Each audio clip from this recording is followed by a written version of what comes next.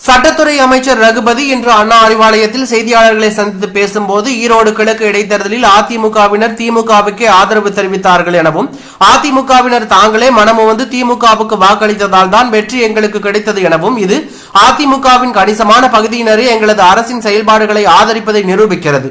திமுக அரசு தொடர்ந்து பல்வேறு மகளிர் நலத்திட்டங்கள் மற்றும் சமூக நீதி சார்ந்த திட்டங்களை செயல்படுத்தி வருகிறது. இதனால் மக்கள் தன்னம்பிக்கையுடன் நம்பிக்கையுடனும் திமுகவை தேர்வு செய்கிறார்கள். எடப்பாடி பழனிசாமி பொதுச் செயலாளராக வந்த பிறகு அதிமுக தொடர்ந்து தோல்விகளை சந்தித்து வருகிறது. இது அவரின் தலைமைத்துவ திறன் கேள்விக்குறியாக இருப்பதை உணர்த்துகிறது.